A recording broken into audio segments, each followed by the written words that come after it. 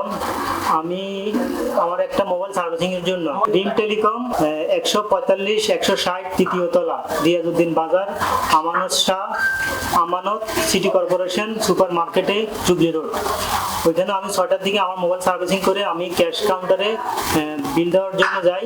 তখন আমার মানি ব্যাগটা নিচে পড়ে যায়। নিচে পড়ে যাওয়ার পরে আমি খেয়াল করি নাই, পরে আমি একটু মানি ব্যাগটা খোঁজার জন্য আমি খুঁজতেছি আমার ব্যাগে। হঠাৎ করে আরেকটা ছেলে আসে আমার মানি ব্যাগটা নিয়ে গেছে। আমার মানি ব্যাগে আমার একটা সিম ছিল, আর একটা ক্রেডিট কার্ড ছিল, ব্যাংক ডেবিট কার্ড ছিল, আর দ্বিতীয় আমার মানি ব্যাগে ক্যাশ 10,000 টাকা ছিল। ওই মানুষটা দেখা যাচ্ছে কালো শার্ট পরা মানুষটা আমার মানি ব্যাগটা নিয়ে চলে গেছে। এটা দোকানদারও ভিডিও ফুটেজ বাইর করে ওরা দেখছে, তো তদারকি করে আমাকে ভিডিও ফুটেজটা দেওয়া হয়েছে।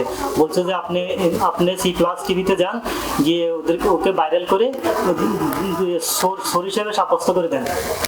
আমি দোকানে অলরেডি কল দিছি, আমার নাম্বার আছে। যদি ওই ছেলেটা মানি ব্যাগটা দিয়ে যায়, টাকাগুলো দিয়ে যায়, তাহলে আমার সাথে যোগাযোগ করবে ওরা।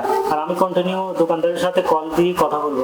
মানি ব্যাগটা পাওয়ার পরে নিয়ে গেছে, আমার কাছে ভিডিও ফুটেজ আছে, ওরা সিসি ক্যামেরা থেকে ভিডিও ফুটেজ বাইর করে আমাকে দিচ্ছে।